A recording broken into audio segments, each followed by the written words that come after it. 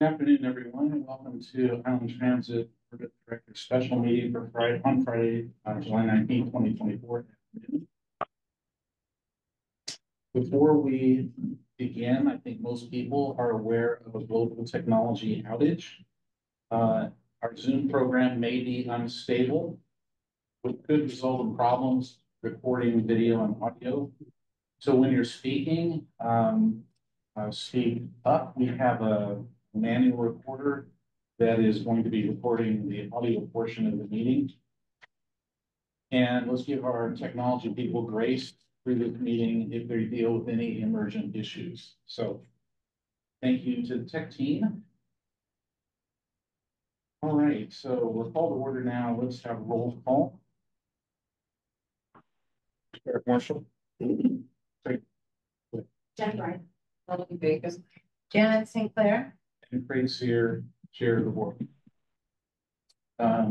Let's get out of the agenda. These are our motions. I'll make a motion to approve the agenda as presented.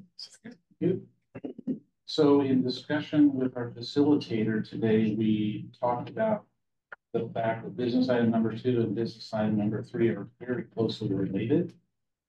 And certainly we're not going to be developing a new full vision of this agency in today's meeting. We're primarily, I think, focused on the characteristics we're looking for in an executive director, what vision we have for them. So I'm wondering if we want to collapse these two items, or do we have a little bit of chatter that we want to have, a little bit of discussion with business item number 2. Any thoughts about that? I have a thought, and that is that I appreciate the need to articulate this so that we're all on the same page as we look forward and bring in someone new leadership. But that if we have a full visioning exercise, I certainly would want the new leadership to be part of that process. Excellent. I agree completely. Okay, so I guess without Jill here, I'm going to leave the agenda like it is, suggest that we do. And so we have a second, somebody second? Eric seconded. So all those in favor of putting the agenda signify by saying aye. Aye. Opposed, abstentions. We now have public comment of this public comment section. This is the time set aside for members of the public to speak to the board about subjects of concern or interest or items not already set aside for a public hearing. Comments are limited to 3 minutes. Public comment may be ended or modified if the comments become disruptive and are not remained as it can. Input requiring lengthier comment is best submitted in writing, and I really want to emphasize that last sentence. All board members read all written comment, and many times that's the best way because we can review it, and anyway, encourage that. So are there any public comments? Raise your hand in the room. I see no comments, public comments in the room. And what about online? Do we have anybody wanting to make a public comment via Zoom? I don't see any hands up. So last call for any public comments in the room. I see none, or via Zoom. I'd like to make a comment. Okay. And could you identify yourself? Yes, and I apologize. I just signed in. Yes, my name is Susan, and I am an operator with Island Transit. And I do want to say that I hope that the board understands that the vision that has been put forth for the past number of years, I hope you're recognizing that it may have been more of a palace built upon a house of cards, that the fact is, yes, we have to maintain the grand vision. However, there's a lot of backtracking that I hope that we're going to be doing, and you know, getting Island Transit in order from the ground up so that we can support the grand vision.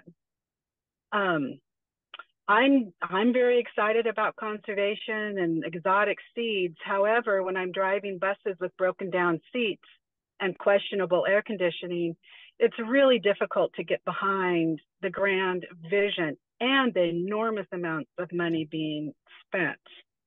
So that's what I'm hoping for. Thank you very much for that comment. It is helpful. Are there any other public comments? Yes. My name is Petite Brandon.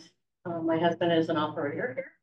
And want to commend the board for moving forward like we have been, getting the outside resources to help make this decision for major changes that actually need to be done for this great organization. This is a very important part of our island. I've been here all my life, and I really appreciate the board taking their steps that they have been.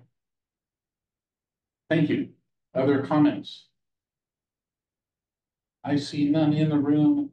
I see none on Zoom. I'm going to bring a close to the public comment section.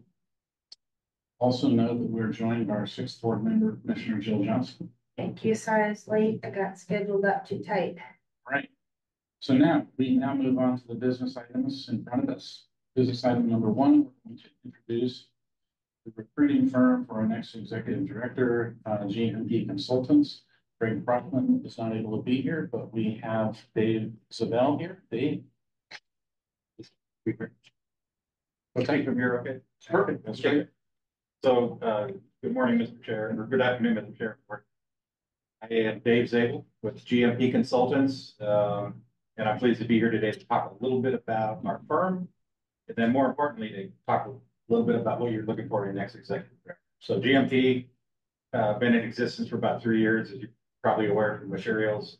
You know, part of this is for the audience, but I've done a number of similar searches for this for public agencies at the executive level. That's kind of our forte is public sector recruitment. And our principal, Greg Crossman, has been doing this for 35+ years. Prior to that, he was a public executive himself. He was city manager of Des Moines, assistant city manager, and started off his career as a police officer. And his firm is kind of modeled on bringing in senior consultants like myself to help in these kind of things. Myself, I just retired 42 years in firms. I worked for 5 different cities. One of them had transit, which was Yakima. I was assistant city manager at Yakima 2005 to 11 and worked with the transit group there. And then most recently, I've been the interim city manager at Yakima. I live in Yakima, so they yanked me out of retirement to help them out for about 6 months or so while we searched for a new city manager there. I was city manager at Pasco for 8 years. I started my career in Marysville, spent about 20 years there, down in Fife, down in South Pierce County, yeah, and then in Bothell as well. So, but like I say, a 42-year career, most of it at the executive level. And this is actually the most fun part of being an executive is finding people to fit an organization and the needs of the organization and trying to whittle down characteristics, challenges, things like that. What is it that we're looking for, and then try to find that person or those people that can match that. And then the executive board, or the board in this case, can then make the determination on hiring. So that's kind of what I'm here for today. Wanted to give you a little bit of background on myself. And I'll say I got here at about 1 a.m. last night. And I've been able to, and I had a choice of driving here last night and getting probably 4 or 5 hours of sleep, or staying home and getting 3 hours of sleep and getting up at 3 a.m. So I took the lesser of the 2 evils, and it allowed me to get here about 9 or so, 8:45. And so I've met a number of staff, met with the union this morning. And, you know, I will tell you, they're very excited that you're doing this. A lot of great input already in terms of what they see as the needs of the organization, as well as what kind of the characteristics of an incoming director. So thank you again. So for the board's information, this last Tuesday, we had a kickoff meeting with GMP, which is let them know we're on a rocket schedule here, and trying to move forward expeditiously. I asked at that time what their next milestone was, and it was to meet with board members and managers. Great, coincidentally, we have a meeting this Friday, board meeting this Friday. So that's why Dave is here. And we've given them all of as much material as we could possibly give them with regard to images and transit development plans and our fleet transition plan and everything we've been doing, and the demographics of Island County, just all the things you need to do when you do a national recruiting. So we'll be getting a profile next week, draft profile.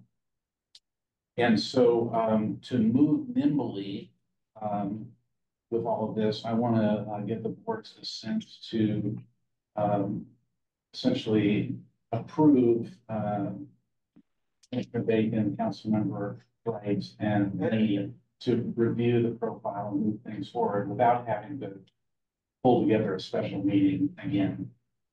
Can you tell us what the profile is? Sure. Yeah, the profile is basically you've probably seen it at your own agencies.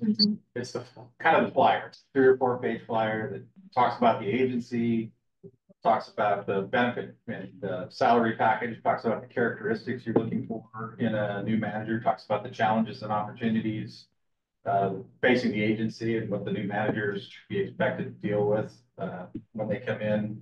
A lot of times it'll have links to your long-range planning documents and budget and things like that, so that the prospective candidate can really get tuned up about the agency and learn as much as they can, and then make a determination, 1, they apply, and 2, prepare themselves in the event that they apply for being able to tangle with a board such as yourself that's going to ask them tough questions. Now I'm going to object to the word tangle.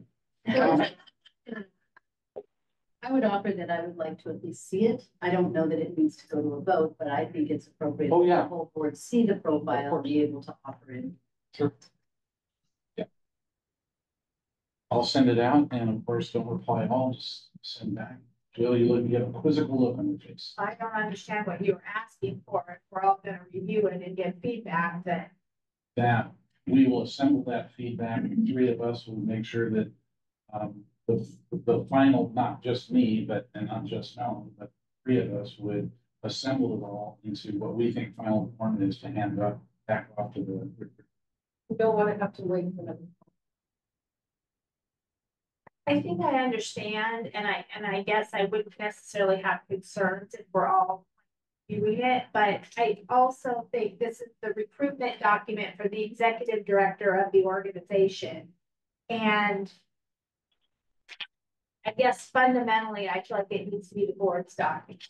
And so I have some concerns about it, I think. Because what if you don't like some of the feedback, or what if there's conflicting feedback, or If there's conflicting feedback, we will not put it out there, and we'll follow social board. Trust us on that. it's not that lack of trust, it's taking responsibility for what we're advertising. So what you said was to Janet, we'd have a chance to review it before it went out. So to me, then, okay, you're just asking for the ability to send it out once you. Because So when we at some receive, point, we're gonna have to see the final document before it goes. when we receive the draft, immediately, I will send it out to the board. And then the final document, again, we're gonna see the final document before it goes. I think, Dave, when do you anticipate having the profile ready? I think our schedule is to have it ready as early as Tuesday. Tuesday, okay. That's what Greg told me. So we have, I think when is our next board meeting? It's August 2nd or 3rd. Second, I think it's a 2nd. So is August 2nd soon enough? For official approval. I want to see the final draft. So if there's drafts and we are making changes based on the draft, I still want to see the final draft before it goes out. No objection, that's fine. Not being argumentative, I'm trying to do my job. I have no objection to that. So the process will be, you send it out, we offer feedback, you send out a final version. Hopefully we'll get this done as quickly as possible. Normally that would get filtered through HR often.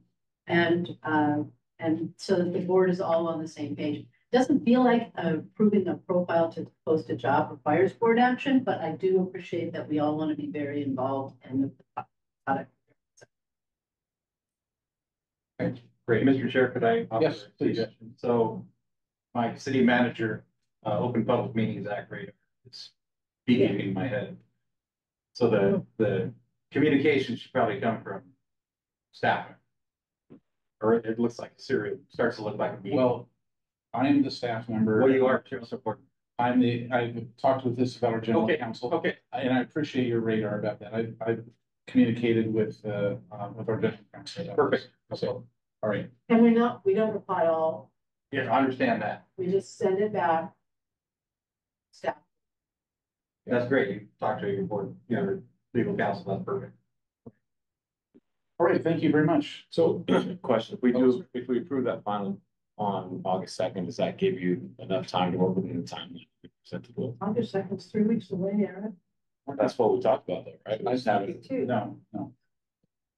that's what Melanie just suggested, that's our next That's board not how I meeting. summarize, so we do have a misunderstanding. Okay, so your understanding is, as early as. Join the meeting.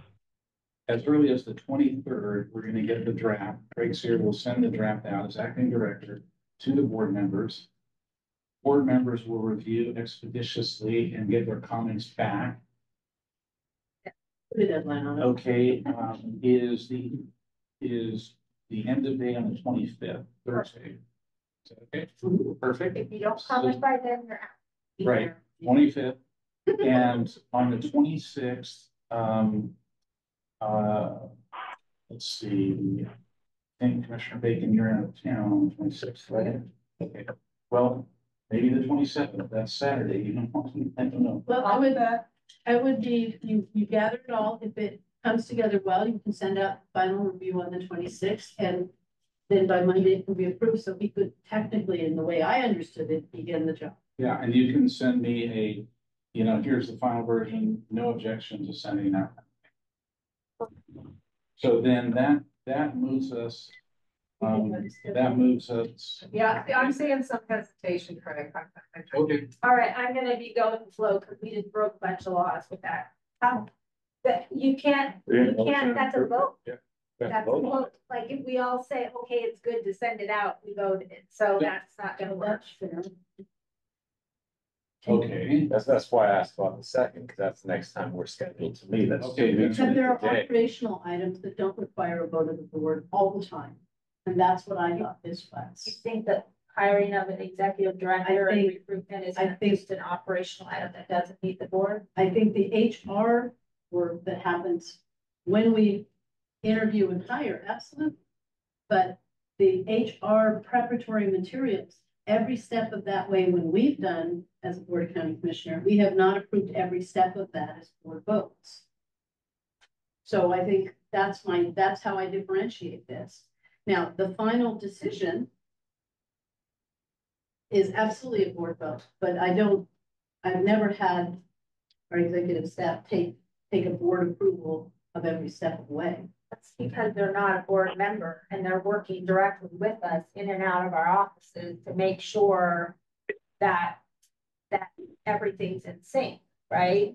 So that's our issue is that that's our issue. I'm not hard over. I want this to happen in a timely way. If there's anxiety that this puts us at risk because it's in a violation of a serial meeting or something else, we'd certainly seek guidance on that. I don't see it as such, but I appreciate your point of view. I'm not arguing the serial meeting, I'm arguing the final approval.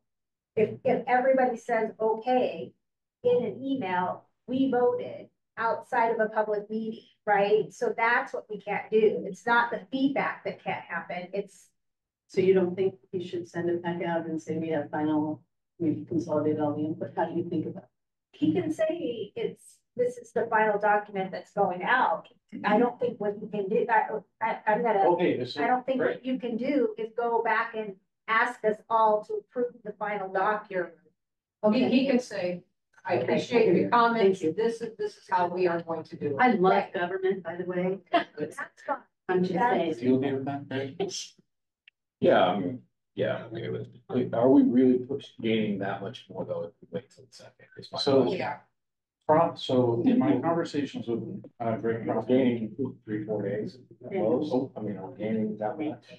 so far with Kaufman being very, or sorry, GMP being very nimble, we've this past week collapsed 2 weeks of the schedule.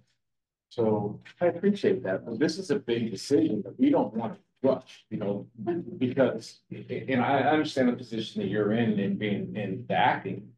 But this is a big decision that we're making for one of the largest employers in this agency. And so I don't want to just rush the process because we're trying to get it done as quickly as possible. If we're taking this important step of identifying what the job description looks like, I think it's equally responsible for us to take that additional step to meet to discuss the final, job description before we put shit out there. You know, we're gaining 3-4 days tops by pushing it out early in that week. I mean, I think responsible thing to do and the legal thing to do is to meet and to vote and to do this properly. That's my opinion. Dave, is it truly a job description or is it a marketing doc? This is a marketing. That's It's not the final job description. It's not this the is the final marketing decision. doc to go out to social and wherever they are and place this. national publications. The more comprehensive job description. Your final job description, the final decision remains with. But to Jill's point, we can't approve a document without a public vote. Well, Right. then It sounds like, what I'm hearing is it sounds like we have a board member who wants to approve this marketing document. So we'll put it on the August 7th agenda. do our bylaws allow us to approve? To do it? Do our bylaws allow us to approve? We have the special meeting and we, Do our, sometimes when we take actions in other entities, we can take actions to so many days notice. And it may not gain us more time.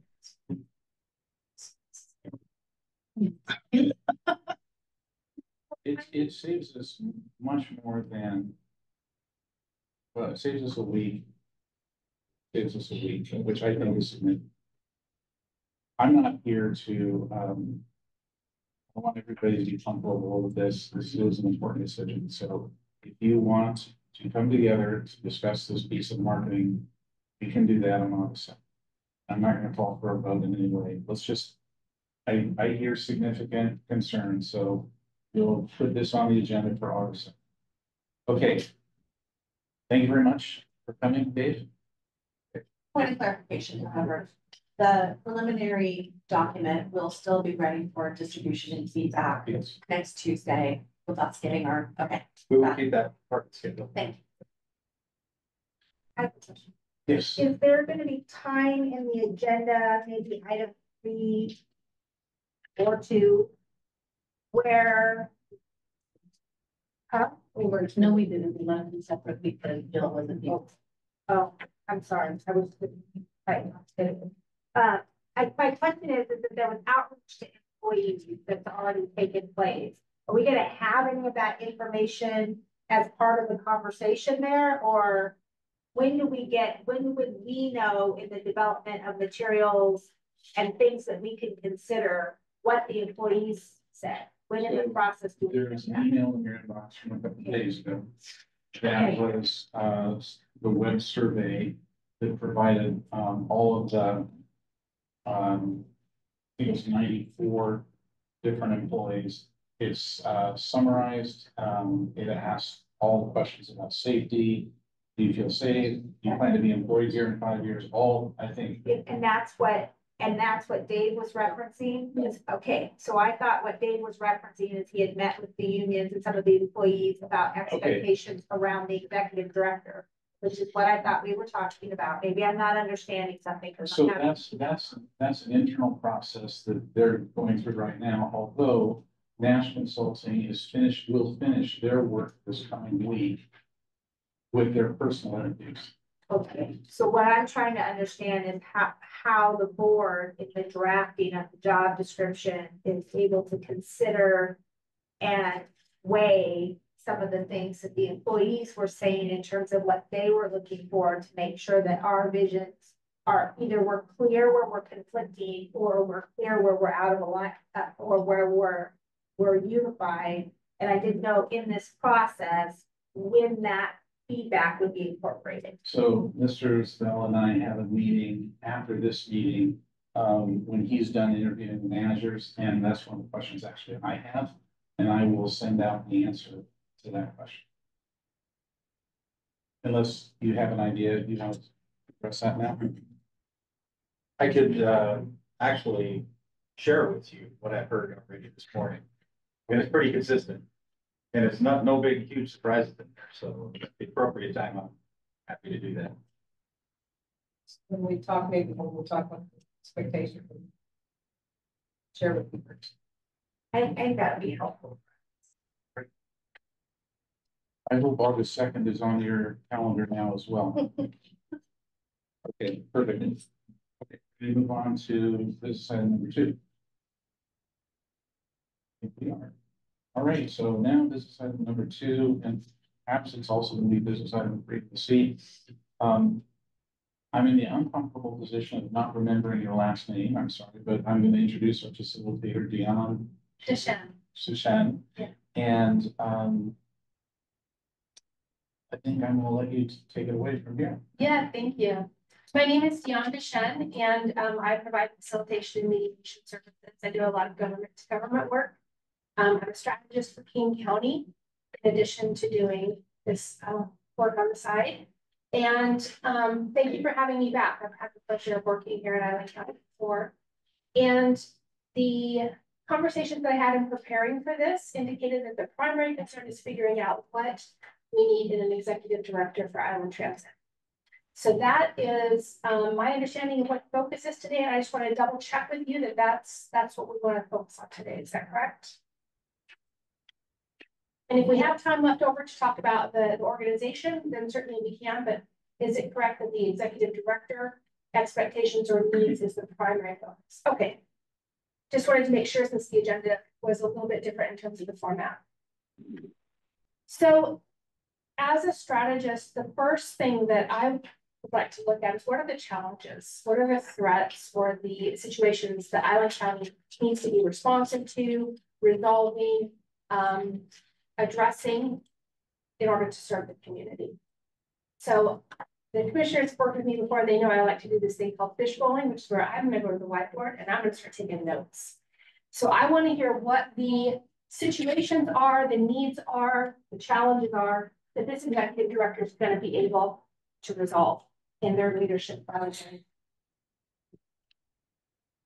Do you want to round robin, or what do you want? You can throw stuff out. We can round robin it, whatever you want to do. Just round robin. You want to start, Jenna? Well, I would say reasonable trust between employees and leadership in your. How about with the community as a whole? The users. That for one. Okay. 2.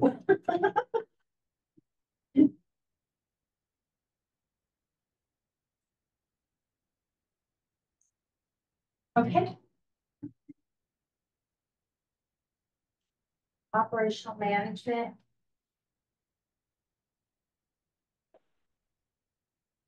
And do you have any particular things within that, Jill, that you're concerned about them having skills to do? I mean, I like staff management, understanding, training. I don't know how to describe it, but you got to run your organization. Can't be hands off in the operation of your organization. Okay. Things like budget, Right, fiscal, board communication and agenda setting, employee training, appropriate equipment, Can you tell me more about that, what that means? like the right software, the right maintenance equipment that you need. I mean, the functional operations of an organization. What do you need? Make sure your union contracts are up to date. Like, Okay, gotta run the thing. thank you. That's a lot. Thank you. So they're also going to need to be forward thinking. Can you tell me more about that? So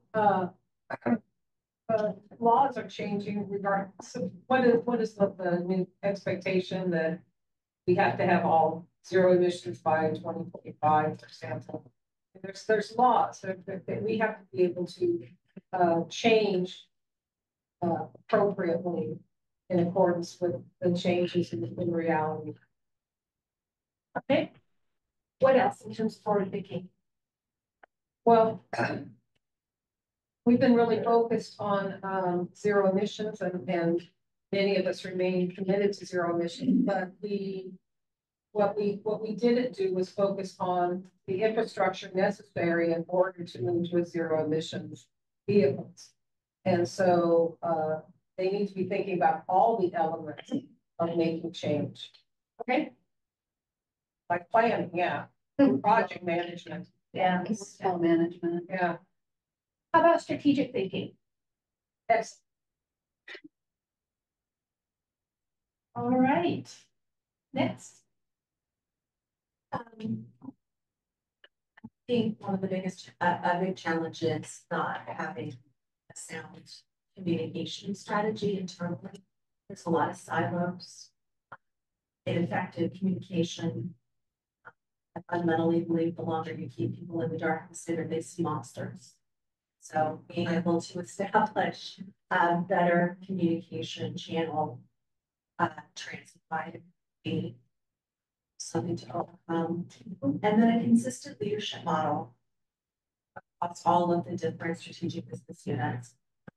Bringing somebody new in, that starts at the top, but that needs to be focused down into all of the different units so that everybody's leading. I don't want to say everybody's exactly like, there is some consistency around leadership and expectations. Okay.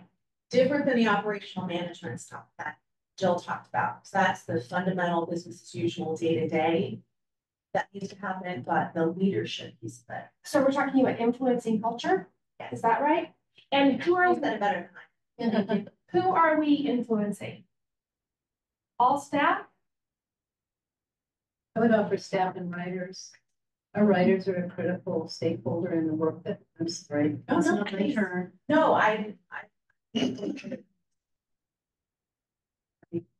just think our writers are a critical part of our conversations. They're who we serve. Okay. and it bleeds over. Yeah, if an employee is dissatisfied, it bleeds over, even if they're trying to do their very best to not have that spilling over to the customer experience, it still does. It's just. Okay, now I want to ask another question, and this might start to bleed over a little bit into the other, but what is that culture? What's the culture that we want to be infusing? Did you say transparent? Transparent, I mean, yeah, transparent, professional. Yeah. Respectful.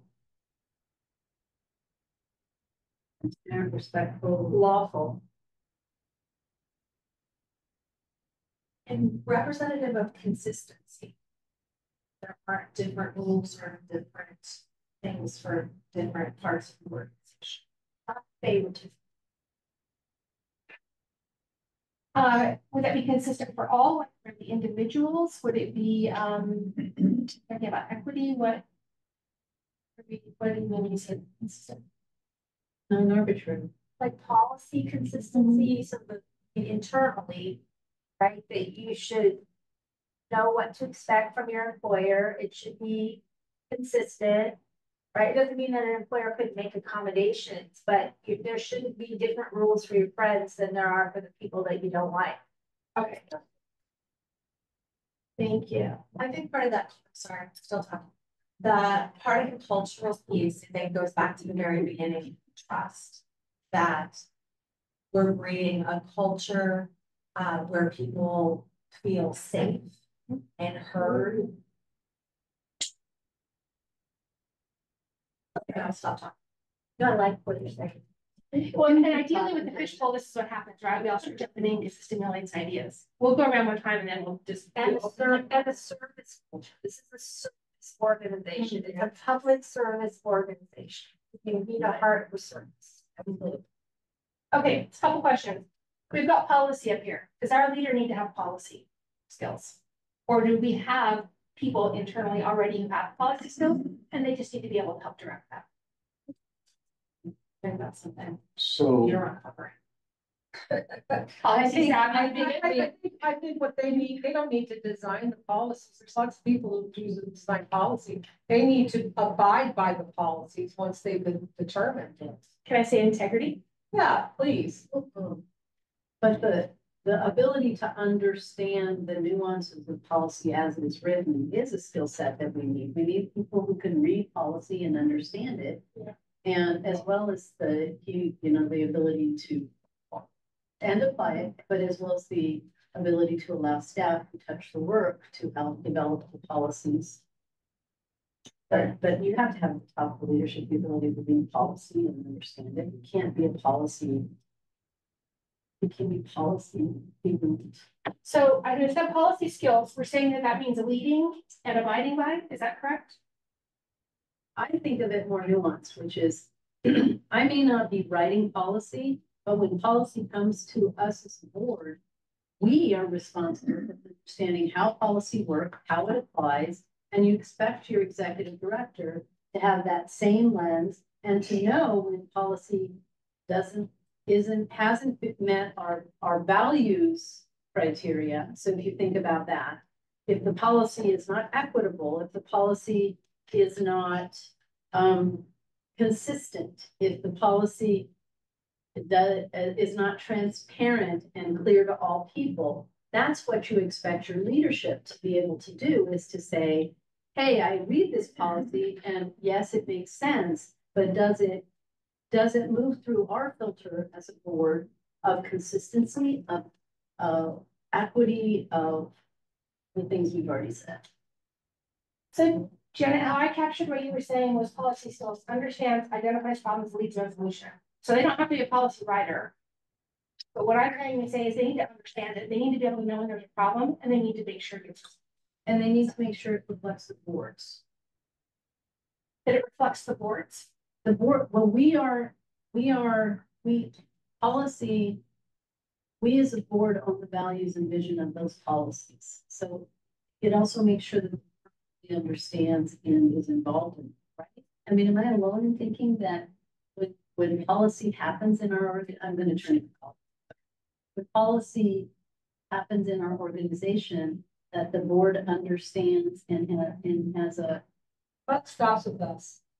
So is that something we're looking for in our executive director though? I think what maybe we're trying to say is that when it comes to developing policies, reviewing policies in collaboration with your staff, I don't think the person has to be a policy developer, but you build a culture around the culture of your board. So you can't implement policies that are inconsistent with the board's values. And then leading your team to reflect the board's values is what we need. So if I were to put it in our culture, I don't write policies for HR. I go into HR and I say, look, I think this is something we should start talking about. And then HR does that kind of work and they bring things back and they make recommendations based on leadership values that are outlined, right? So I expect the executive director to stay in sync with the board and understand our values. And then from there, work with their staff to develop those things. And then I think that's a cultural policy conversation. Then there is you gotta know the rule. So do you would reimburse people for meals or do you give them a per diem? It's gotta be consistent. I mean, I know this is basic, but this didn't happen, right? This person gets the Taco Bell reimbursement. This person's getting per diem. That is not how you do it. You don't get to decide if the meal is expensive, that you expense it, and if the meal is cheap, you get per diem. You know, the rule is the rule. And so you have to be consistent that way. There's two things. So can I put this under integrity? And here's what the decisions of the board, or here's two. I put it under communication. Okay. Because if it's a policy that must reflect that it's communicated efficiently from staff to leadership to board, and there's that circular communication that ensures that it's reflecting the board's values and vision for the organization. So can I say board to staff and back communication? Okay. Craig, may I ask a question? Yeah. Was Lance invited? Oh, yes. He has another meeting today. Okay, I just wanted to check, Oh, no, that's fine. because I was just doing a normal. Now, Eric won't talk till you call. Just And that's, I was just gonna say, let's finish the circle, So we're at going, least one time. we're going to Eric now. I'm gonna. Okay. I'm gonna go The benefit of going last is pretty much people have touched on all the things that were important to me, and the culture, the communication, the transparency, the planning. You know, not just the planning for the organization, but maintenance planning. And you know, we've heard a couple times about needing new seats and making sure that we are budgeting for maintaining, you know, our fleet and you know, doing the radios and all of the things that require, you know, the job function. And so making sure that we're planning for those types of things. But for me, in looking for this new direction, the culture is going to be a big part of it, and rebuilding trust. And I love the first one is transparent there, because it's transparent with the employees, it's transparency with the board. I mean, those are the things that are going to be vitally important to reestablishing the trust and everything we're trying to get done here. So, Anybody else, board employees? well, and then with writers, you know, transparency with the writers and the too, public. and yeah, the public. And what about in terms of the funds, the fiscal management? Who do we need? Yeah, who do we need transparency with there? Is it the same group? Absolutely, yeah. Okay. I mean, this is a government agency Right. and it's not a separate nonprofit. It's not a private corporation. It's gotta work open and transparent like government works. They are public funds, open public meeting rules apply. I mean, that is a culture shift that I think needs some embeddedness. There's the word I made up. Embedded. Okay. Anything else, Eric? No, thank you. Okay. If you see something else, if you think of something else, please jump in. Well done. Okay. Anything else in terms of culture that's coming up as we talk about this, that needs to be nourished, fostered, built, supported from the board? So I have a couple of comments. I think one thing that, and it does go to the culture issues. I think some of these issues are very long-standing challenges that precede our just now past current executive director. So there's some very long-standing cultural practices that need to be identified and addressed by the next executive director. I wholeheartedly agree with Councilmember Bright about departments and them working together. In what I've seen, we have some of that happening, and there's several examples where that did not happen, and it was very costly to the agency. So that goes to trust, and that's going to be a real challenge for the next executive director. That has to happen.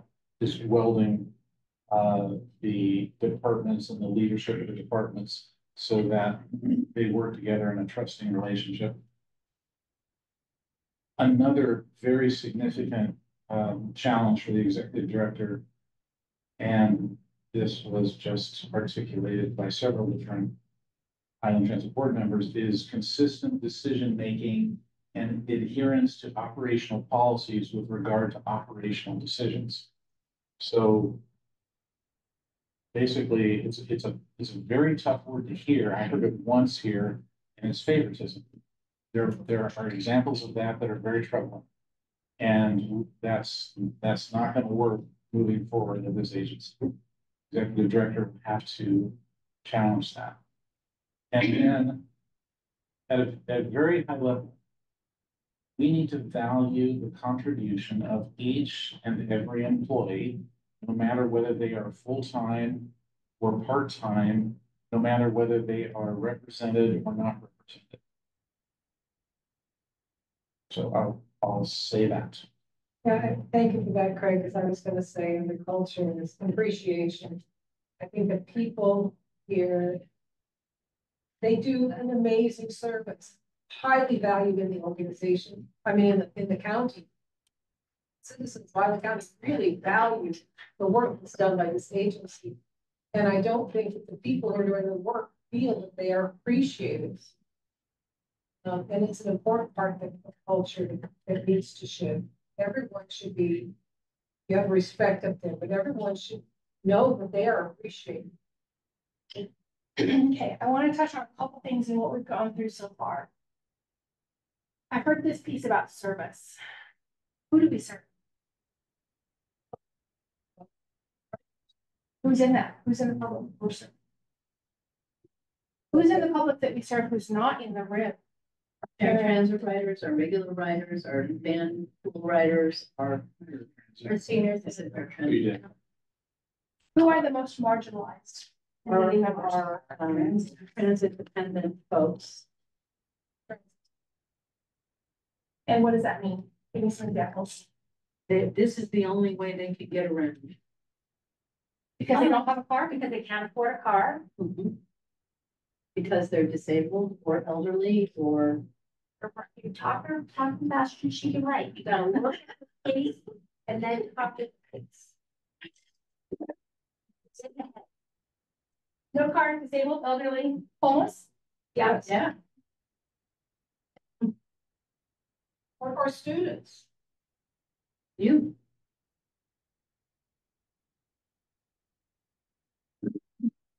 Then other people who they bicycle.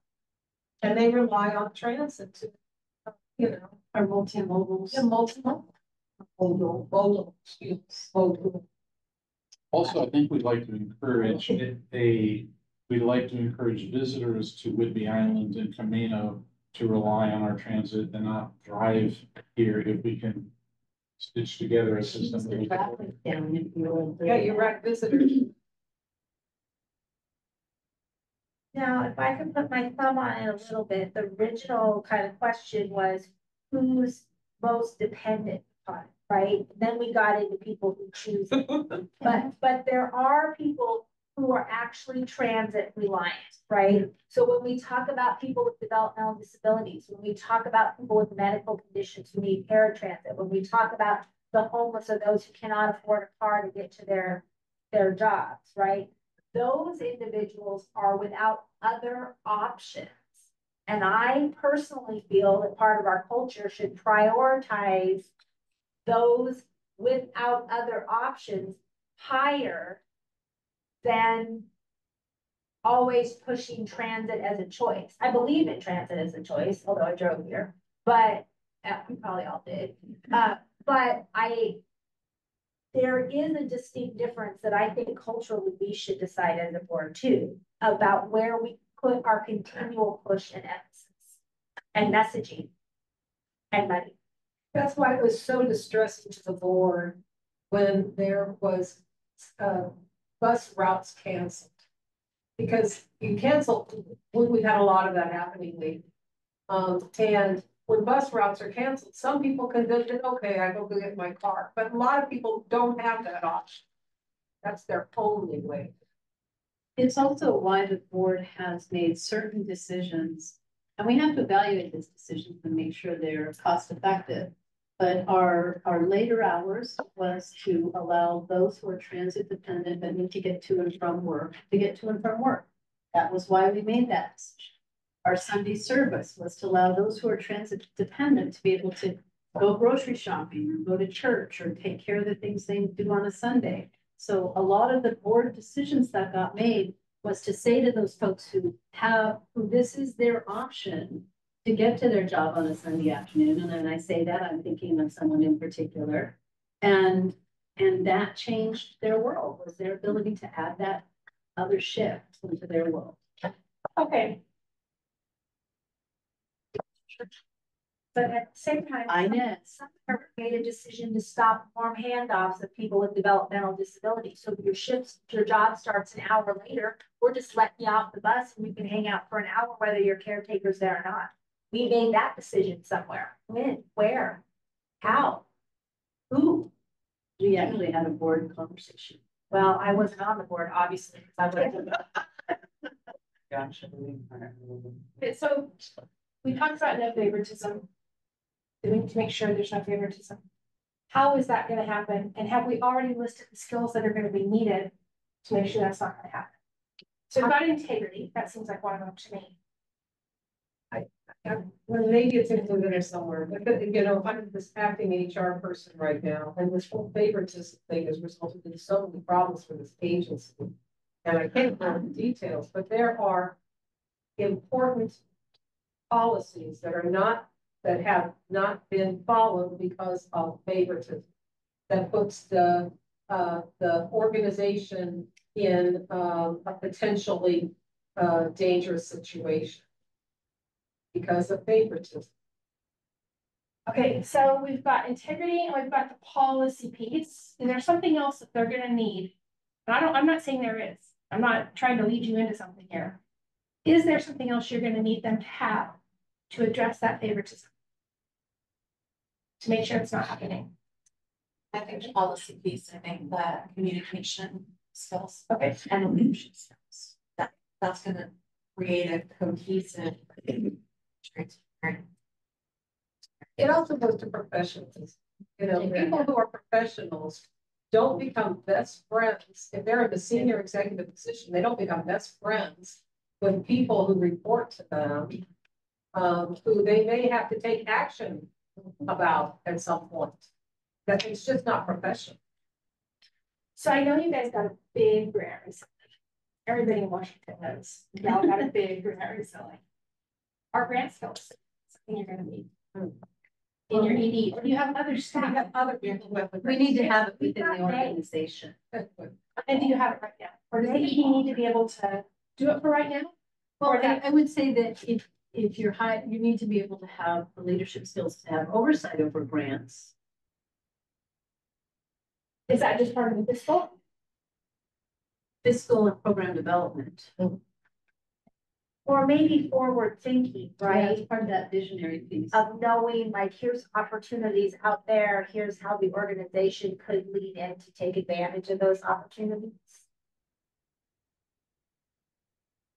So how would you like me to capture that on the board? Hire someone that knows how to do it. I Okay. mean, I think that also about past strengths of other executive directors. Some are really effective lobbyists, right? That is a great organizational skill set. It is not more important to me personally than managing the organization, because you can hire that skill set, right? It's great if you have it, it's frosting on the cake. It's not the cake. Okay, so that leads us to another thing. Perks. If they also have this, it's a bonus. So I'm hearing lobbying savvy. Yeah. And grant management. PR. We hire PR, but having understanding how PR works, industry. So yeah, that's a good one, Jenny. Industry, good one to me. Yeah, I mean, an established network of contacts, you know, at the federal and state level. You win. Okay. And for those who can't read my handwriting, don't worry, I type it all up at the end, so. Can I ask a question? Of course. What is our, I know I usually just make statements. What is our? We'll get to it. What's our, how important is past transit experience to us versus management, operation, leadership experience? Is that transit experience a perk or is it a cake? Is it a frosting or a cake? It's cake, in my opinion. See, I kind of think it's frosting. I think it's kind of cross too, because it's skill can be learned. I mean, if you manage the people and know how to run an organization, then the transit portion of it can be learned. But I think more important is the knowing how to manage people. This is a people business, and everything else can be learned. But if you are fundamentally flawed in how you manage the people that work for you, then the organization as a whole is not successful. One of the things I don't see up there is expectations, setting expectations, you know, for your staff, for your managers. And maybe it's up there and I just didn't see it. But I think that's an important skill that whoever is in here is going to be able to verbalize what the expectations of the organization are, what that individual's expectations are. And then, and that goes with the consistencies. Once you set those expectations, then you have to be consistent in adhering to those expectations, and then whatever the consequences of not following those expectations are. So accountability. Yeah, absolutely. You know, one of the I was things, speaking. I'm like this, it's a purpose, it's a must have.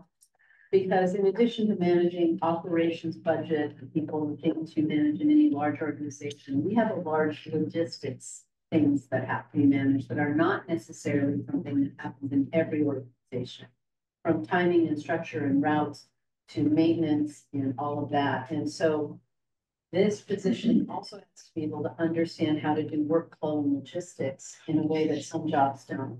So that could be like the Brad, right? Through the right Yeah. people. You hire the right Absolutely. people. And so if you know how to manage the people No, and I'm how to not find the saying- right people, then those people will then do that function of the job for you. I think we had a great executive director in Mike Montier, but he didn't have training experience, right? But he knew how to manage people, he knew organizational leadership. So But you have to have enough knowledge of those things to manage it. Doesn't have to have the direct experience, Yeah. but he does have to have enough knowledge to be able to manage all of that stuff. So He or she. Can I ask a follow-up question before we continue on that? Dave. How about analysis and data? Is that what your data skills analysis? No, yes, but I was talking really about logistics and workflow and project management. Okay. that's not necessarily specific to have a transit organization, right? It's just in general having that experience. But if you have only had people experience, you never managed. No, I understand what you're saying, but again, but I think what you're not, it's not necessarily transit. It's all of those things, but those things don't have to necessarily be with a transit background. That skill set. You can have that skill set in a number of different industries. It's not necessarily transit that you have to have that skill set. Again, I'm like this, season is, because I would want to know what our. Jenny's gonna. Yeah. Can we take a vote really fast before we continue talking about that? Who thinks that that transit experience is something you want? So I need to make a comment. And that is, we've talked about how Island Transit is a service organization. It delivers transit services, fixed routes, on-demand routes, transit, van pools, all that. It's a service organization that facilitates moving people around. And I think it is not required, but it's more cake than frosting to me. Somebody that walks in that has experience, obviously it needs to be successful, demonstrated experience. Maybe we have, references, et cetera. If they have transit experience, I mean, I'm going to look upon someone with transit experience as a really strong candidate. I hear what other board members are saying here, but I don't think transit experience is just frosting by any stretch. It's much closer to cake, in my opinion. So how many of you think they need to have transit specific experience?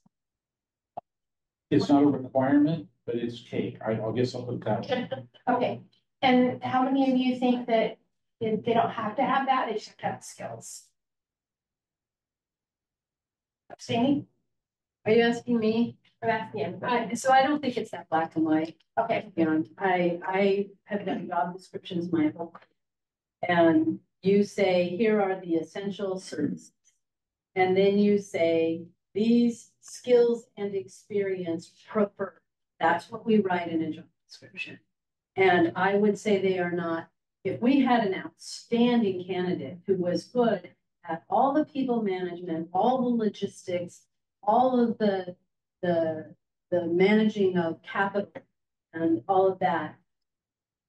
But they had not been in a transit agency, I would consider that applicant. I would not require that they be from a transit agency, but I will tell you, someone from a transit agency, that is experience preferred in the way I look at job descriptions. okay, so this is important definition, so in my mind, it preferred is a frost. You don't have management experience, you're not making the cut. So that's where in how I'm defining cake and frosting in my mind, so I want to make sure I didn't answer the question wrong. That if we prefer it and we give weight to it, that is not the cake, that is the frost. The cake is what you have to sit in front of us. Okay. So, anybody else have anything to add? Yeah.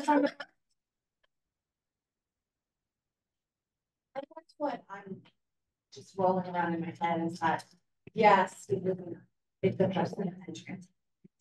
We all listened to Dave stand up here and give his resume of all the things that he's done for 42 years and then some. If he sent his resume in, I would want to talk to him. Yeah, he's done all the things. He has all the skills. Have you run a transit organization before? No. Well, Ish. So I think there's skill sets and competencies and absolutes that have to be present. I think one of the things that would be an important exercise for us to do is to take inventory of the skill sets and competencies that we have internal, Brad, all of these other people that would make up, some of the skills that we need to have to be able to run efficiently in partnership with a new executive director. That is where we're going. That's okay. It's a really good point because partly you mentioned fiscal a couple times. Yeah. You haven't heard us initiate it. It's because we're strong on fiscal. We have strong leadership around fiscal. We're not seeing that as an organizational concern that we need in the executive director because the skill set and talent exists. Right. It's why we didn't bring up grant writing because we're strong in that organization. But yeah, and Janet, when you were bringing up, scheduling and all of that kind of stuff, I know that is in Brad's lane, and we've not had that in previous. So I'm okay. I mean, she's building a one-layer cake. I was building it. And transit, part of why I think transit experience is preferred is it also helps build trust with the community and the employees. But it's mine is the filling. I'm actually It's my raspberry filling. Okay. So I'm gonna throw out a few other things. And if you have other things that aren't yet reflected on the board, please let me know. Trauma. Can you explain what that is? Understands how to support staff or riders who have experienced trauma and maybe don't respond the way somebody without trauma would. Able to have that conversation. And so say if you have a staff member who's experienced trauma, being able to support them in recovering and becoming a fully functioning, healthy employee within the organization. So I appreciate that because I think right now we have an organization who have experienced trauma. And that's from hearing, that's why I'm asking this. And I'm going to ask some other similar questions too. So trauma informed, at the very least, trauma informed. And you don't have to answer right now. I'm going to throw out a few. You tell me which ones you want on board. Emotional intelligence. Yeah. Yes. And I guess the first question I would ask, trauma aware, awareness, but coaching somebody through health to me seems more like an HR. Yeah. But I'll give you the other side of the water on veterans work and I was working with a gentleman who works for Boeing as the veteran service liaison, helping Boeing understand that with certain veterans, they needed to have flexible policies in order to encourage veterans employment where there was trauma. And so organizational understanding, if we're going to continue to value our supported employment that we do here at Island Transit, then we need to make sure we understand what that means, right? And the same thing is true with both passengers or employees around, so to the issue of trauma informed, understanding that if our values are that inclusion, then our values, then our leadership understands what that means. They don't have to be experts in it. Maybe it's HR, maybe it's our operations manager, but they have to understand what that means. Can you help me understand the difference between emotional intelligence, which I immediately knew we needed, and the trauma informed. Would somebody with emotional intelligence know how to deal with someone who needs, they're different? They're distinct. Somebody who has emotional intelligence would probably respond fairly well to someone having a problem, but they wouldn't necessarily understand what the problem was or how to help them recover from it.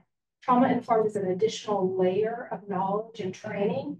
And where it becomes really important in terms of leadership or management is that sometimes an employee looks like a problem employee and they're not.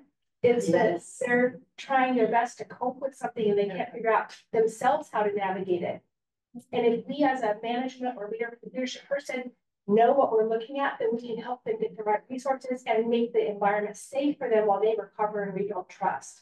So when we're talking about the very first thing that came up was rebuilding trust, and this is why I'm asking some of these questions. You guys told me this was one of the biggest challenges. Being trauma informed is one of the skills that our leadership and our managers and probably the bus drivers, honestly, should have some training in. If they're dealing with riders who have felt traumatized or abandoned or betrayed by the organization. And drivers definitely, it's the difference between knowing when somebody's agitated, when to touch and not touch, because that can escalate immediately. Yeah. So frequently we talk about trauma informed when we're working with marginalized populations. So I've worked extensively with Washington State tribes, and the historical trauma that the tribes have endured in the last 100 years, relatives who are still living and still in the home, affects the way that the children respond to challenges. And if we don't know that that's what's going on, it looks like defiance in school, and it's not. It's a lack of trust, an inherent lack of trust within them. We have to work hard to rebuild that. So those are the kinds of ways in which trauma informed. When we talk about rebuilding a culture where trust has been broken, in my estimation and experience, it would be important. Now it's something that the person can be trained in, right? It's something the whole organization can be trained in. So maybe it's a preferred thing, or maybe it's just something that gets added to the list of training that the organization does better. DEI training, equity focus, inclusion focus.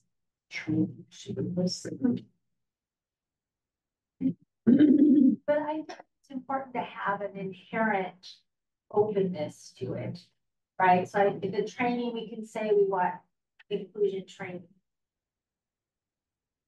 But I do think that if you're closed off to concept of inclusion, if you feel threatened by the discussion, if you don't see people as inherently equal, then you're not the right leader for us. So there needs to be some kind of awareness there that, whether someone has a developmental disability or they're LGBTQI plus, that it doesn't matter. You serve them the same, you consider employment the same. If that's not in your capacity, I don't think this is your organization. So I don't know what that means in terms of PI. But we can train for it, but you've got to not be resistant to the concept. Predisposed, understanding, and embracing those values. Yeah, no, you can't just walk around and discriminate against people.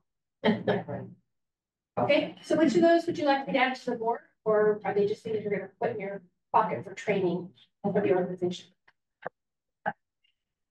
What are you asking? We put emotional intelligence on the board. Are any of those other things that you want listed for Dave to take? Well, these are the things we're looking for.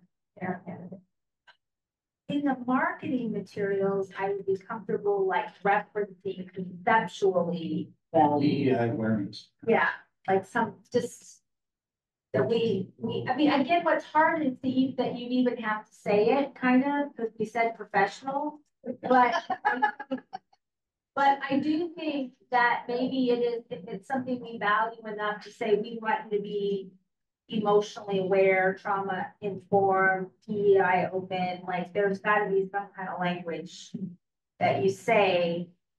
I'm not the person to ask for that. Doesn't it seem? Dave, when I think about this, I don't want to fill our marketing materials with buzzwords. I want to fill up with values. And you know what that looks like. You'll know what to do with that. Okay. So the next thing we're gonna do is, which of these skills already do you have a lot of within your existing staff organization? So they aren't like, you have to have them in your executive director. You've got them, they're a perk of personal staff. Well, Melanie, we have all those. Thank you. I do want to know what you think of that. I do want your thoughts on that though, because you've been really embedded in what are our assets here. I appreciate it, Janet. The very first thing you said was trust. That is the biggest thing that this organization, people don't trust management, they don't trust each other, they don't trust, people just don't have trust. And so, and we have a lot, we have so many really trustworthy people of high integrity.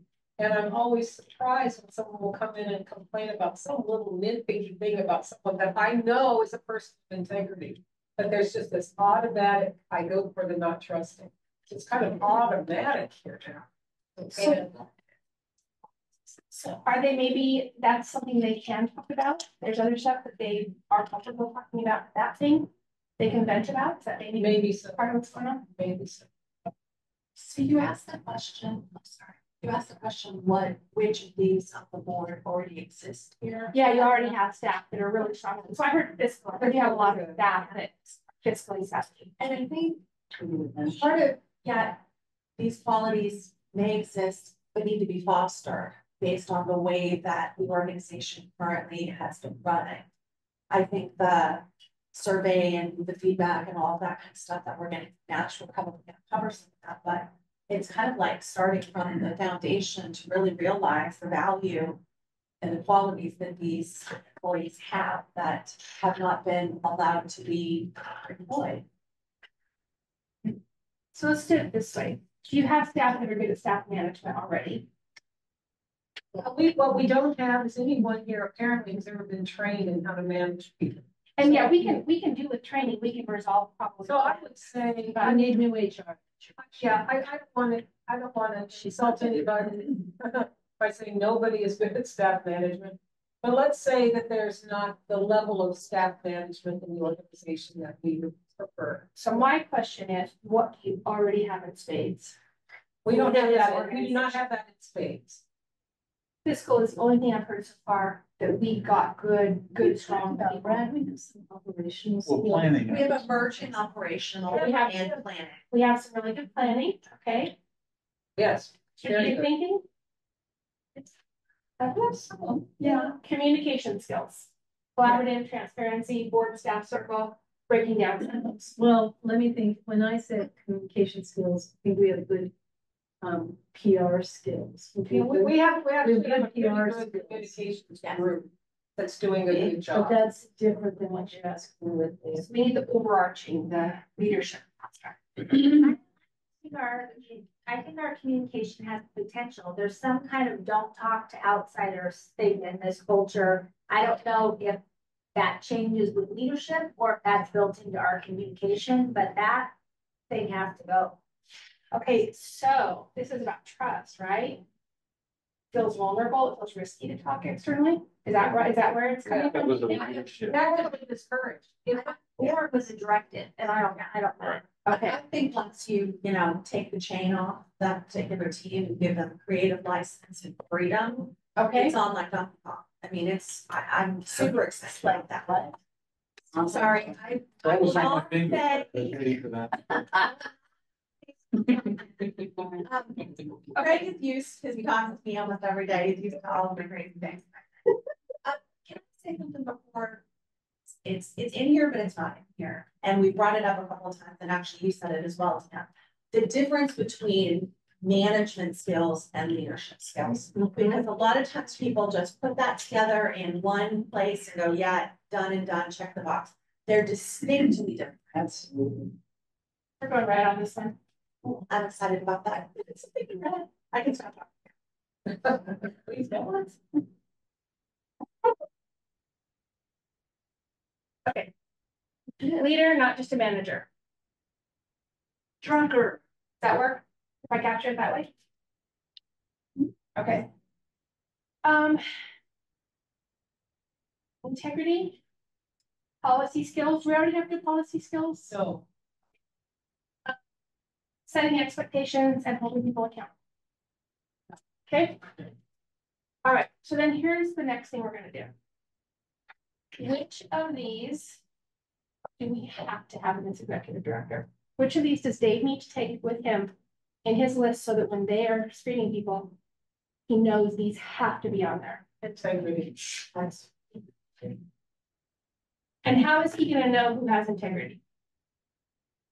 He's gonna do checks. Right. References, sorry. Yeah.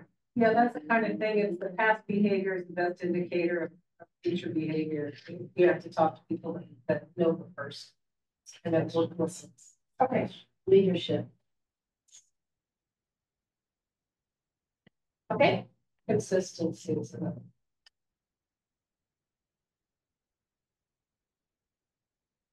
So would this be leadership here too? Set expectations, hold people accountable? That's part of leadership. Okay. Rebuilding trust? Yeah, I heard that one a lot. I don't think there's really anything on that list there that You can abandon. So the transit experience is the only thing that's potentially, according to 4 of you, not a requirement. no, there were perks, all those perks are not. Yeah, it sits under preferred kinds of skill set. Okay. But, you know, once we hire an executive director, no one's gonna be the end all be all perfect. So once you hire the executive director and you take their skill set and you say, now what holes do we need to fill beneath to make, you know, you can't color a picture with a single crayon. You need the box of crayons. So once we hire him, we'll then be able to say to our leadership team, let's fill in with some of these other things. Jenny had Do you have a point? or her. You are 100% right. You know how many times I have to make a mistake before I learn? Sorry about that. Yeah. Okay. Dan, Yes. say one more thing. Well, I guess in thinking about where we've come from and where we're hopefully moving towards in this new leadership coming in, one of the qualities that I hope that this person would possess or be willing to work on is empowering others to execute. You talked about strategy, we talked about, formulating this vision, and I don't necessarily expect that person to then, carry the buckets of water. I expect that person to empower the people that work alongside them to execute. If mistakes are made, then it's something that we learn from. But it's just like we talked about our PR marketing team in a silo, only allowed to do what they're allowed to do, has really not served us well. And so being able to push the responsibility and the onus out to those strategic business units to execute. You have to be able to do that. You can't hold on to everything because nothing will then get done. I think that's fair, and I think I lost my train of thought now. In that, I was listening to you and I lost my thinking. In that trust piece, right? You have to trust yourself too. That you can't be so controlling of your environment where everything has to go through you. That there's something, I don't know how to describe what that is. But you gotta trust yourself and your skills enough to let go for other people. Thank you. That is a big problem. Thank you for raising that. It's a big problem. People who micromanage. People have to stop this good micromanage.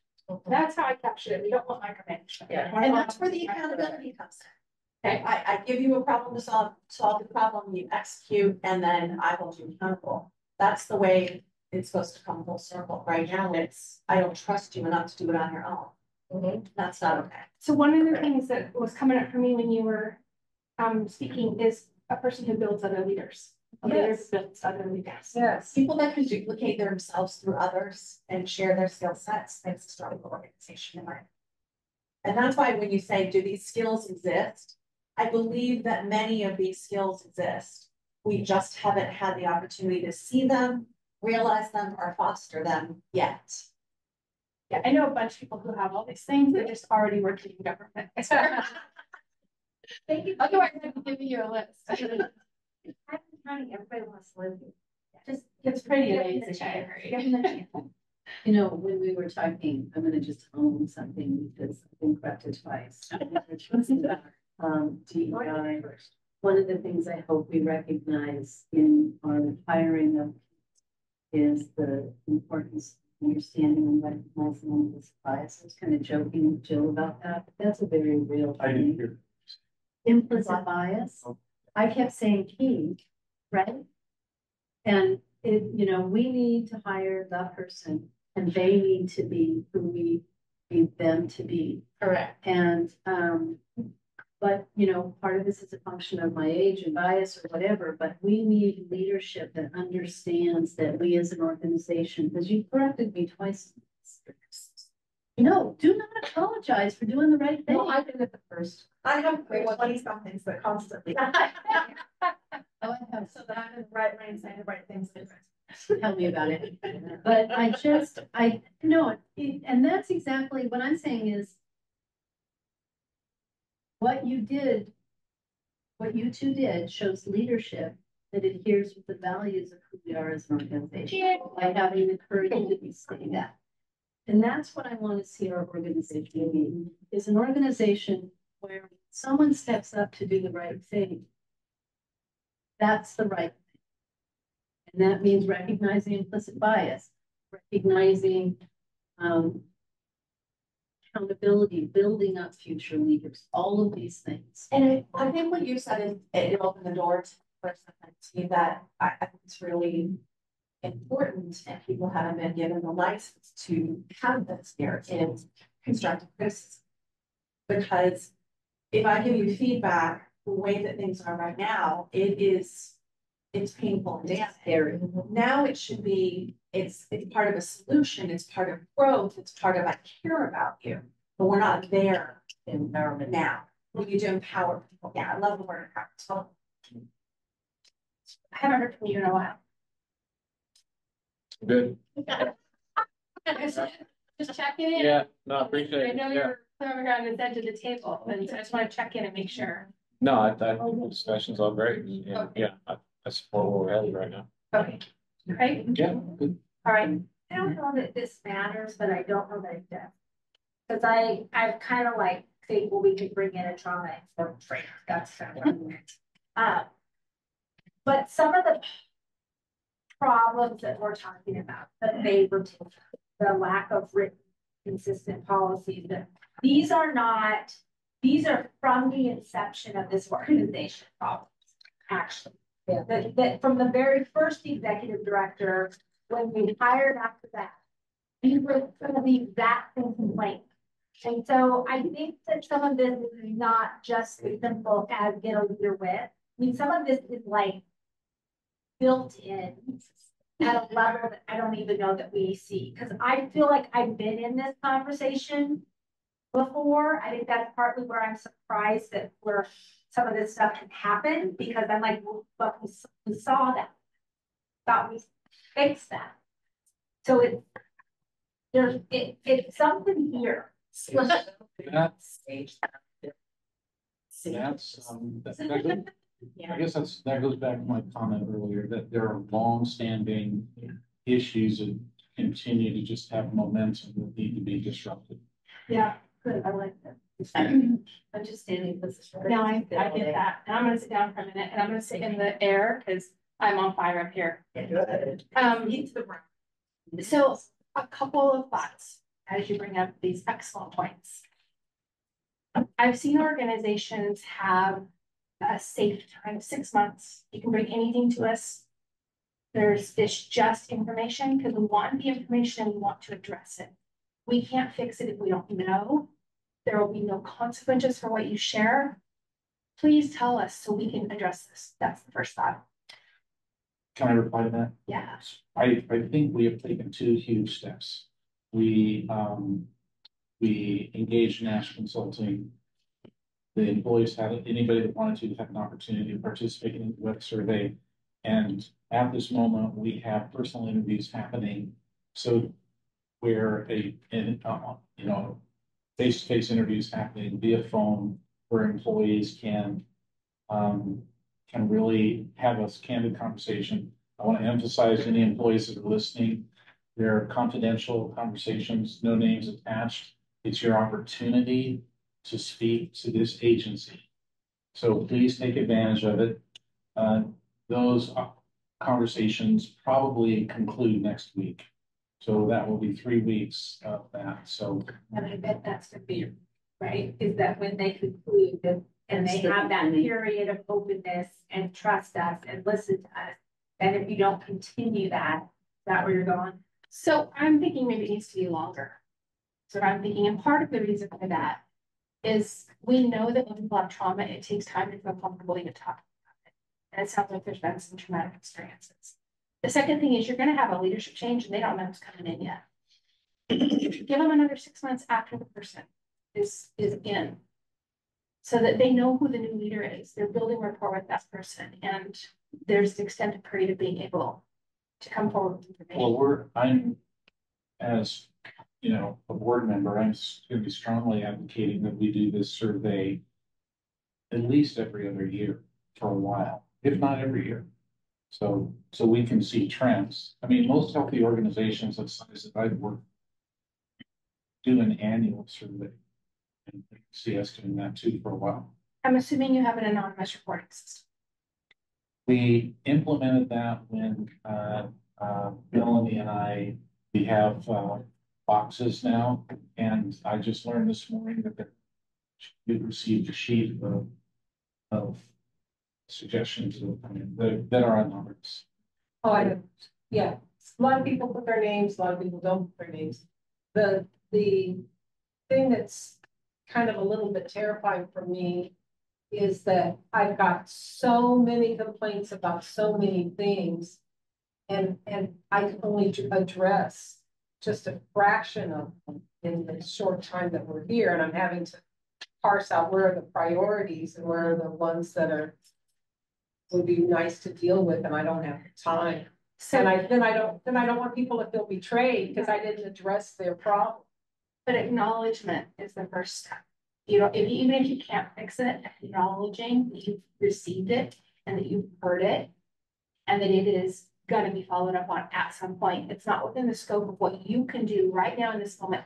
And honestly, it should be the new staff who will get hired. Yeah. Because that they need to know what has happened and they need to be building systems to prevent those things from happening again. But as a staff person, if I was reporting it, I would need to know that you received it, that you acknowledged it. So on an ongoing basis, when you have your new leadership in place, having them at least acknowledge, hey, we received reports of these things this month, and this is going to this committee for examination and to build a policy to prevent this. We're building a listening session. We'd like employees who are concerned about this, sit in on this listening session and help us identify solutions. You don't have to have the solution. You have to be taking steps to help identify solutions and include employees in that process. Right? I didn't think you were going to. So, I mean, I've said many times, it's important that employees know that we've heard them. And I have heard dozens individual employees' comments that have come to me in hallway conversations or walking out to my car, and I take every one of them seriously. So, and I know that Commissioner Bacon does as well. Yeah. We're committed to addressing as many of these as we can, as quickly as we can, but you know, some of these organizational challenges will only be able to be addressed when we have our staff, our new executive director and HR manager. And by the way, there will definitely be a significant session with Commissioner Bacon and I, and with the new executive director, giving them our perspective, plus probably the verbatims that we received, because we have quite a stack. I would offer that hopefully that's a conversation, so that we all can hear what happens. Okay, sure. I'm supportive of creating a safe place for employees, so and I'm afraid what I'm gonna say might be taken other. But maybe because I work in a larger organization that has a tendency to do this sometimes, but we get recommendations about efficiencies or things that need to improve. They're oftentimes beneficial to like the county, right? This makes sense for our employees and our processes, but there's not always that lens that remembers what the other person on the other side of the counter, the customer, is experiencing. And so I also want to make sure that as we're listening and making cultural changes, that it's not just about the organization and the day-to-day lives of the people who work here. Obviously, we want those to be good. But we gotta hear from the community too. If they don't think they're getting the service that they need, that is a big problem. Transit doesn't work to serve transit. Transit works to serve the community. And I don't mean that harsh, but I do want to make sure that doesn't get lost in all of our, let's improve our internal culture. The importance of improving the internal culture is to get happy, stable employees that provide external service. It's simple. Yeah. I don't want to lose the external service. Right. No, thank you for pulling that back in. That's why we're here, right? It's for the provision of that external service. So, yeah, thank you for bringing that back. And Joe, you mentioned that some of these things have come up before, or that they've come up repeatedly since the inception of the transit service. I want everybody to stop and think for a minute about something about yourself that you want to change. I know I need to exercise more, right? You do a little better every year. That's what you do. But it happens in layers. It's like we recognize something, we make a small change, we backslide a little bit. We have to be rigorous about continually working toward improvement. So I would say it doesn't mean that they haven't been addressed at all or ever. It's just there's more work to do. So I would say don't get discouraged, just keep doing the work. Okay, so if I type this up, this is what we want. These are the bonus items. Do we have what we want for our executive director here? I would say that was pretty good. Oh, yeah, the audience comment of openness to change. Yes. But I think under forward thinking, like both of this changes beneficial, because some constructs you just want to kill. yeah, that's a good thought.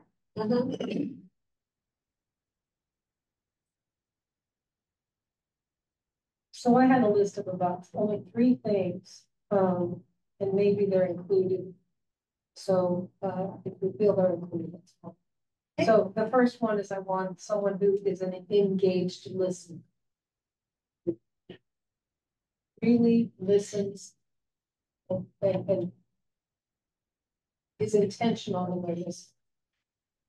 I want somebody who is kind, but who's also able to make the tough personnel decisions that goes to the favoritism. A little bit about sometimes you just gotta, you have to take disciplinary actions towards people. You have to take action and you may not want to, but you have tough but decisive. I said kind but decisive. Yeah, kind but decisive. That's cool. And then also, and it's part of the same thing, someone who holds the law and the expectation, their integrity above their personal relationships.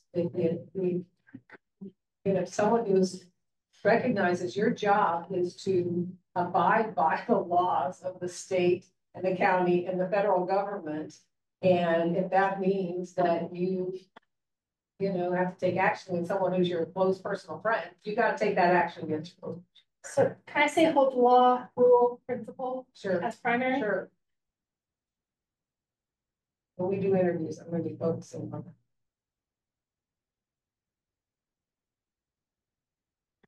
Okay.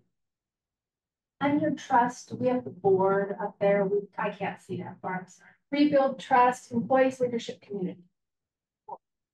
Yeah. Board. I mean, you gotta trust us enough to tell the truth and bring up the issues and know that our intentions are not counter to yours necessarily. And if they are, then we gotta talk it through, right? I think that's so important. That is a partnership. So when I type this up, I'm gonna break some things out. Some of what you're talking about, you're gonna instill in this person when you do the homework.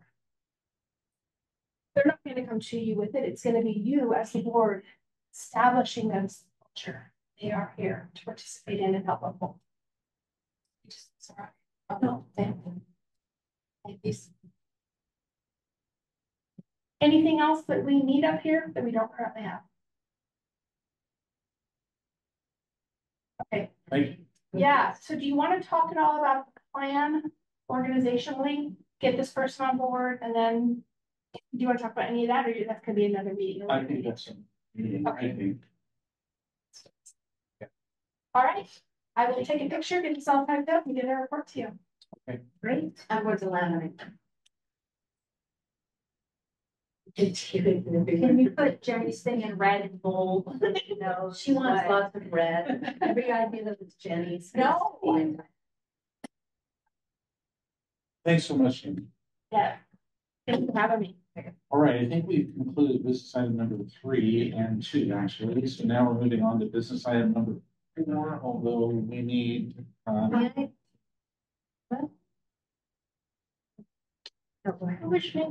My, so, you know, I'm consistent on some things. We are talking about business item number 4 in a special meeting because as opposed to in our ongoing regular meeting. so that question will be answered by Commissioner Bacon. It goes to the issue I raised in the board meeting of making sure that we are addressing first things first and not scheduling special meetings for things that go to our regular meeting. That's what I'm raising it for, and it may be a very good thing. And we're going to find out shortly because Commissioner Bacon wanted that one. But you understand my question. Yeah, sure. Yeah. I'm gonna continue to make sure But we advertise it. It's, I mean, it's advertised, so it's not like it's it's publicly advertised. So it's like a regular meeting. We just got to get new. we can't add things to it, yes, Yeah. but it does go to my question of paid staff. Conversation, I appreciate it. Yeah, I was late, so maybe I don't understand what the visioning exercise, what are the board members' vision for the agency? I don't think that's what we did. I think what we did was talk about the executive director. I don't know that, and so it's that an important conversation to have today, and that's, or we're just skipping it to have it some other time. We left the visioning exercise on there because you weren't here. We questioned whether we were going to do that. So we decided. We understand, I mean, that's a much bigger discussion than the 2 hours we have here, particularly the digital. So I just want to make sure that we didn't think we did it. No, we don't. No, we don't. We also had or I had a comment, and we had a question of, we wanted to have some of the visions and values into that executive director, but we want to include the new executive director as well in visioning and values. That's a good idea. Okay. Yeah. I just want to make sure I didn't have that. Let me find. Sorry.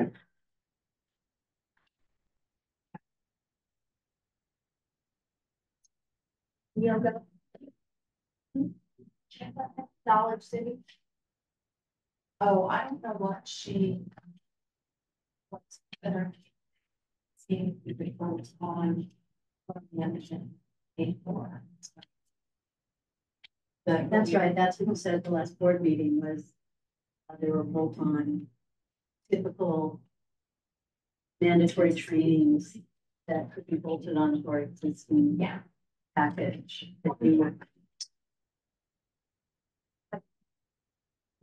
So that's the content we Yeah, have there. is training, all of the mandatory trainings that normally. Yeah, I did find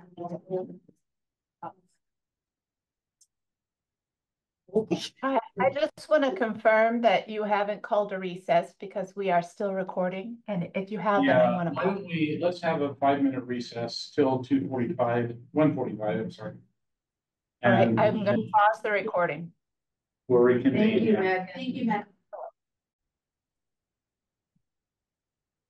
right, so we are now back in regular and special board meeting session. We're on business item number 4, recommendations for new online training for all employees. I'm going to go to Commissioner Sinclair to express the comment you made a minute ago about Commissioner Bacon. Oh, so I wasn't sure why we were talking about online training is an item in a special session, but Jill reminded me it's already been published. Why that wasn't something on our regular agenda, because I had expressed that I want us to do first things first and slow down on crisis thinking. And Craig said, you have the answer, Commissioner.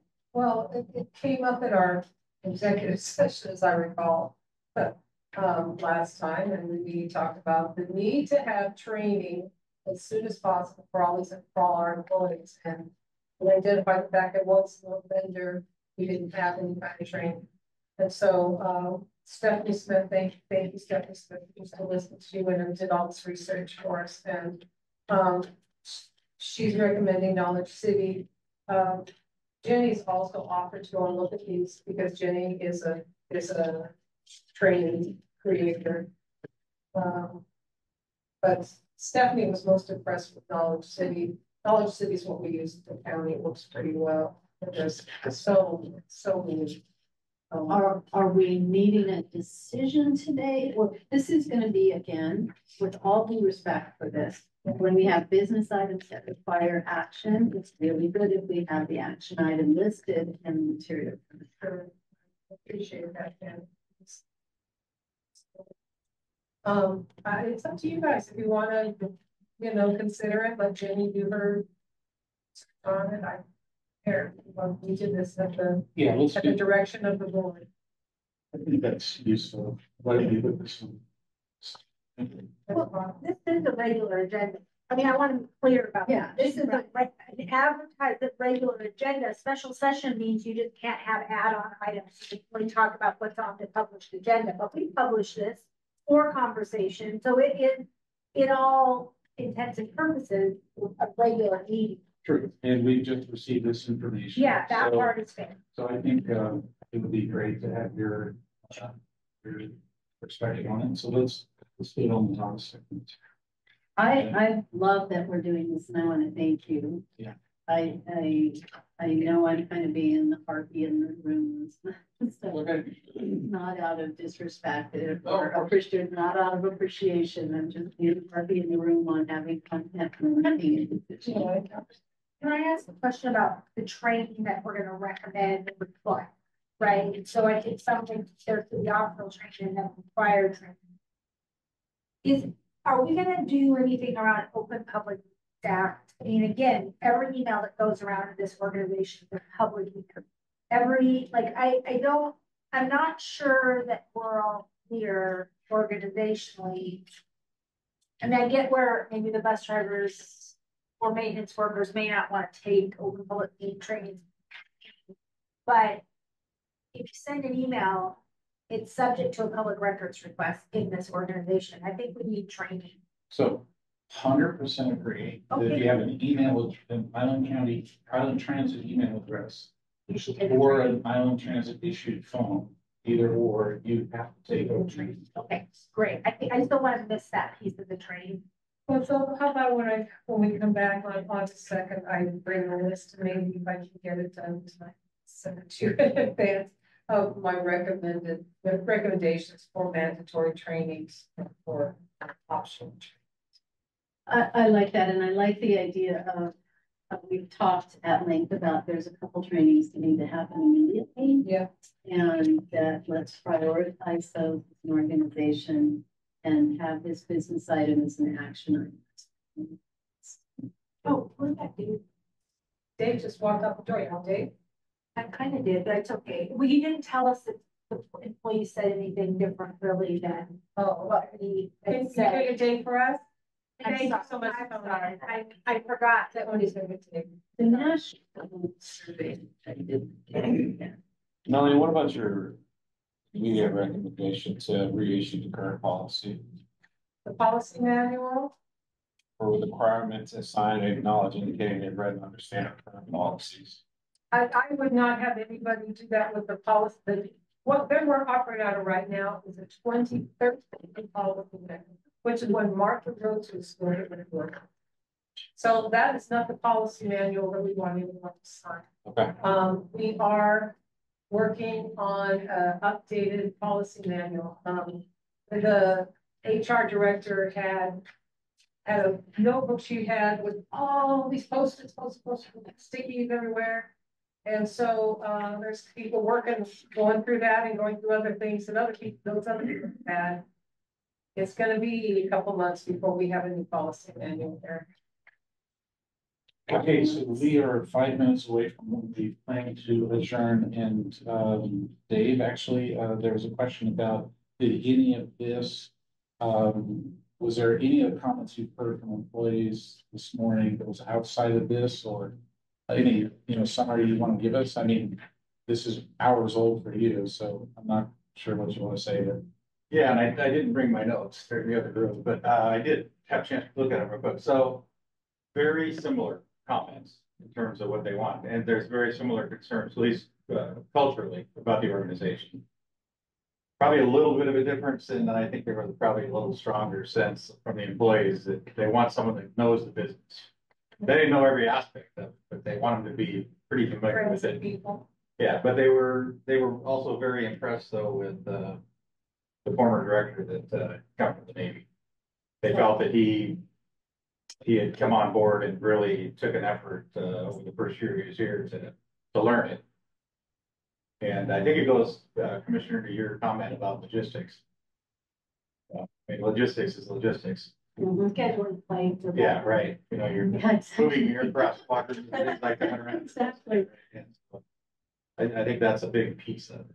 I think it'd be difficult, say maybe for public works directors that didn't have transit. What we're gonna do, not that they couldn't, because they'd have the fleet part down and those kind of things, so they'd have a little bit of a head start in some areas, but bigger challenge for something like Well, that. and it's like I think about, I've been a transit board member, that does not make me qualified to run a transit agency. I don't know that actually to be true, right? I'm a county commissioner. By the nature of that, we run public works and we run human services and we run public health.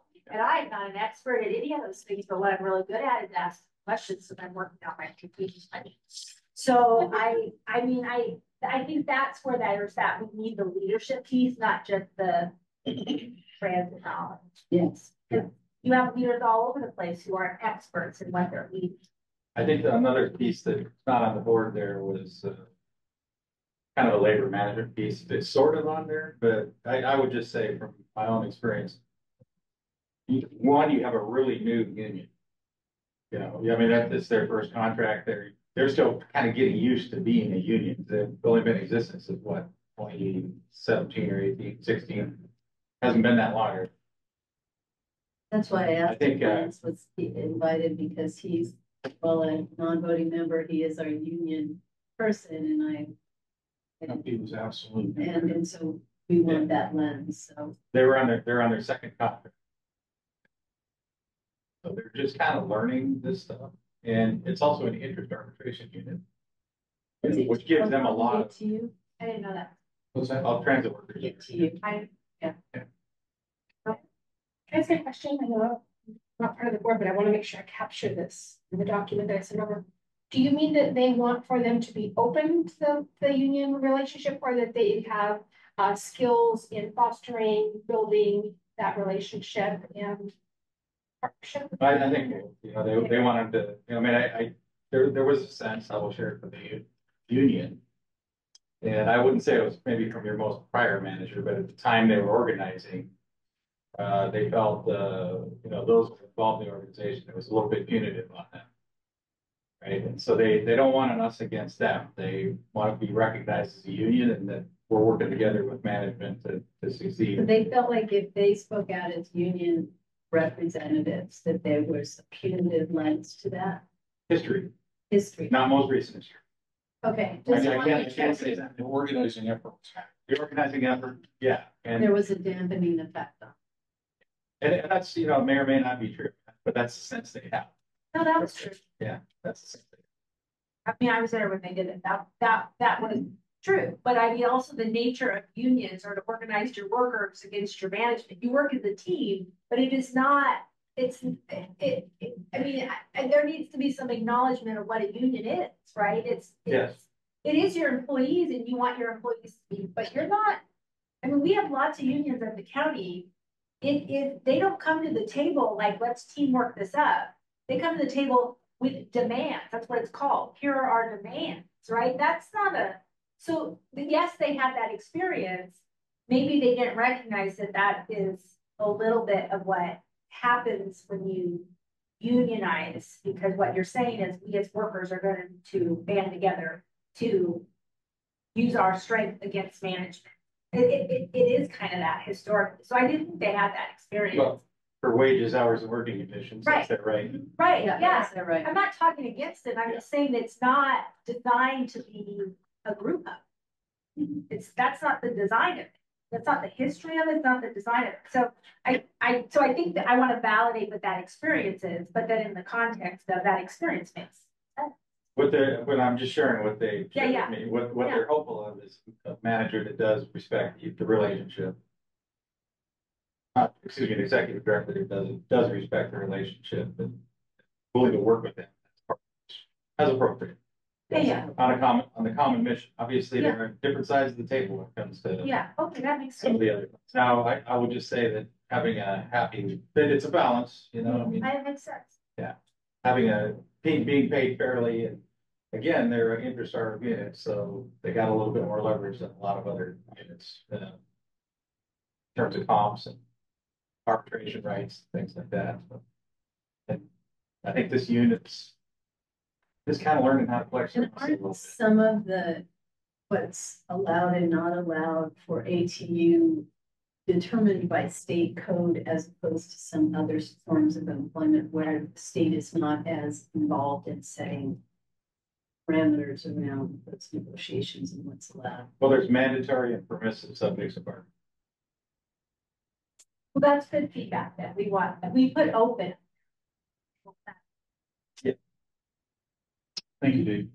Any other business before we adjourn? No, but thank you for this, because in reading this, it looks like our decision will be knowledge to be for another package, and there's a fiscal note attached to this decision because we have to approve a contract and then therefore a budget. So this would be an unbudgeted. Yes. Okay, well, why would I look you? Been trying to avoid bringing those. Yeah, and that's fine. This is really important that we get these trainings out. It's really, so therefore, it helps me set my brain in advance. Sure. This is yeah. All right, any other? Any other? Go team. Go team. I appreciate the board getting together, Jan. Thank you for being here in person. It's very useful to be in person, take over the conversation with this. Yeah, I had to put shoes on. All right, we are adjourned. Thank you very much. Oh, that was on record. Yeah, thank you, Leon, so much, and thank you, Dave. Really appreciate